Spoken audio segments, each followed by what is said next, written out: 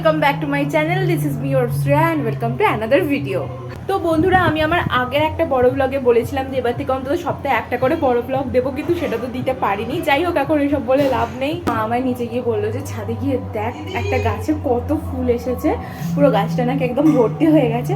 তো আমি তো দেখবোই, চলো তোমাদেরকেও সাথে দেখাই। এই দেখো, এখানে মায়ের অনেক গাছ আছে, তার মধ্যে আজকে এই গাছটাতে কত সুন্দর ফুল এসেছে, একদম পুরো ভর্তি ফুলেতে। সাধারণত এতগুলো ফুল হয় না, আজ অনেক দিন পর দেখলাম এই গাছটা একদম পুরো ভর্তি করে ফুল এসেছে। আমাকে মা গিয়েই বললো যে যা গিয়ে গাছটা একবার দেখে আয়, কি সুন্দর লাগছে। সত্যি এই ছোট ছোট ফুলগুলো না খুব ভালো লাগে, খুবই প্রিটি হয় আর কালারটা খুবই মিষ্টি। এখানে তো এসেইছে, আর একটা ছোট গাছ আছে, এই দেখো এখানেও বেশ অনেক কটা ফুল এসেছে।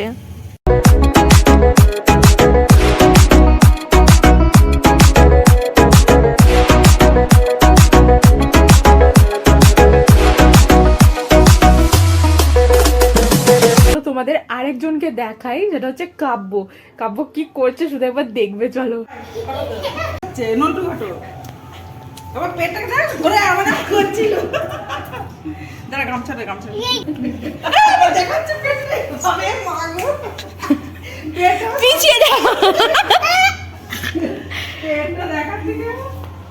কি হয়েছে, এটা তোর ভুঁড়ি? বাহ, সুন্দর ভুঁড়ি। এই যে কে করে দিল, করে দিল। পেটটা ধরে আসছিল, ঝুলে পড়ে যাচ্ছে। আবার আমরা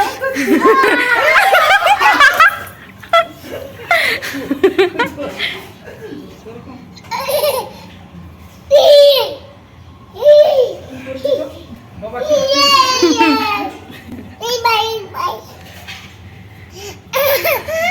ভাই ভাই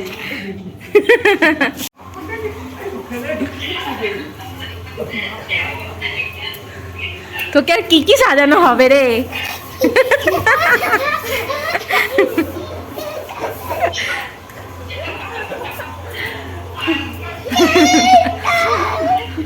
বড়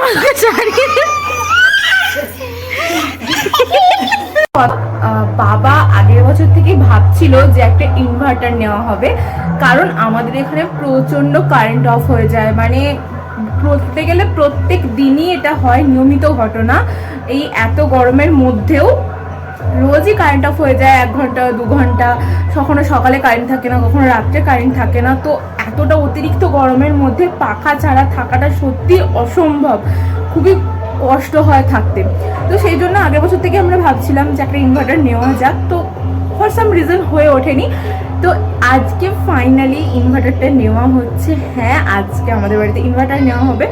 তো চলো, তোমাদের সাথে আমি সবটাই শেয়ার করব।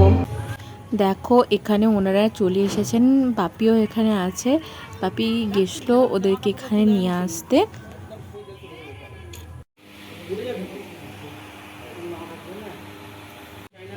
আসার পর ওনারা এখানে ওনাদের সমস্ত কাজকর্ম শুরু করে দিয়েছেন। আর দেখে নাও, মা এখানে ওনাদের জন্য শরবত আর মিষ্টির ব্যবস্থা করেছেন, কারণ বাইরে খুবই গরম। তো এখানে কাজ হচ্ছে, আর খুব তাড়াতাড়ি কাজটা হয়ে যাবে বলে মনে হচ্ছে, বেশি দেরি লাগবে না। আমি যতটা ভেবেছিলাম টাইম লাগবে, তো ততটা লাগবে না।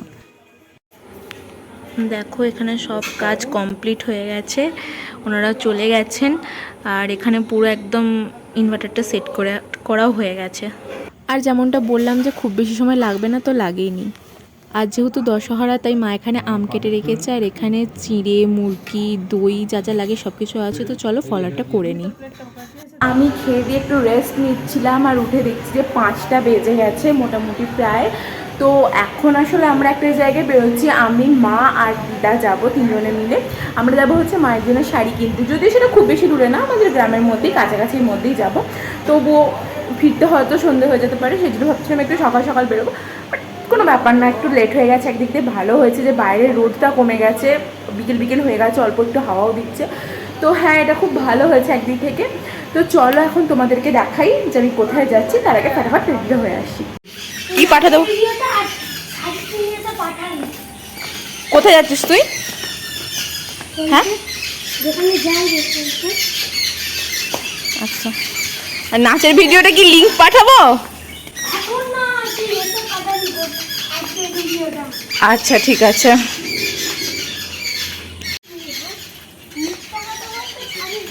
ছাড়লে হবে। Tata, bye bye. এখানে হচ্ছে দিদা আর এখানে মা, আমরা বেরিয়ে পড়েছি। আমাদের বাড়ি থেকে হেঁটেই যাওয়া যায়, খুব একটা দূরে না, একটুখানি গেলেই চলে আসবে, আর বেশিক্ষণ নেই। তো চলো এখন যাওয়া যাক।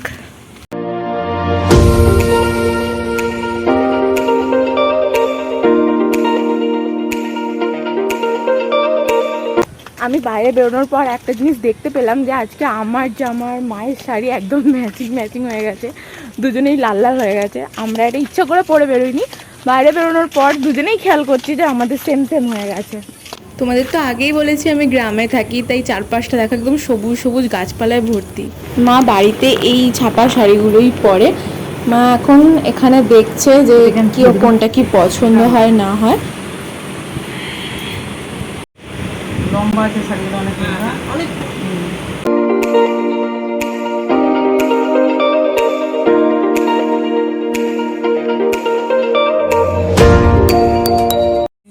আমাদের কেনাকাটা হয়ে গেছে, এবার আমরা যাব বাড়ির দিকে। তো চলো এখন বাড়ি যাওয়া যাক। আমি দেখলাম, দেখো এখানে সূর্যটা কি সুন্দর লাগছে। এই দেখো চারদিকটা মেঘ করে এসছে, অন্ধকার হয়ে গেছে অনেকটাই। তো বুঝতে পারিনি, আমরা যেহেতু ভেতরে ছিলাম, বাইরে বেরিয়ে দেখছি চারদিকটা একদম অন্ধকার করে এসছে। ওই পাশের আকাশটা এখান থেকে বোঝা যাচ্ছে না, এই পাশের আকাশটা একদম পুরো অন্ধকার হয়ে গেছে, কালো হয়ে গেছে। বুঝতে পারছি না আজকে বৃষ্টি হবে নাকি। তো আমি তো চাইছি একটু বৃষ্টি হোক, যে হারে গরম, তো একটু বৃষ্টির খুবই দরকার। ও পাশটা যেভাবে মেঘ করেছে, ওই দিকের আকাশটা দেখে যা মনে হচ্ছে তো একটু বৃষ্টি হতে পারে। তো দেখা যাক কি হয়। আস্তে আস্তে যত টাইম যাচ্ছে মেঘটা আরো বেশি করে পড়ছে, আর এইটুকু রাস্তা আস্তে আস্তে একদম চারপাশটা দেখো পুরো অন্ধকার হয়ে যাচ্ছে। এখন তাড়াতাড়ি বাড়ি যাচ্ছি, কারণ রাস্তার মধ্যে বৃষ্টি নেমে যেতে পারে। আমরা ছাতাও নিয়ে আসিনি সঙ্গে করে, তো এখন তাড়াতাড়ি বাড়ি যাই। তো বাড়িতে আসার পর দেখলাম কারেন্ট অফ হয়ে গেছিলো, তাই আর ভিডিও করে ওঠা হয়নি। আর বৃষ্টি তো একদম হলোই না, একটু দমকা হাওয়া দিয়েছিল, ব্যাস বৃষ্টি হয়নি। তো আজকের ভিডিওটা এখানেই এন্ড করছি, দেখা হচ্ছে পরের একটা ব্লগে। তোমরা চ্যানেলটাকে কিন্তু অবশ্যই সাবস্ক্রাইব করে দিও। বাই।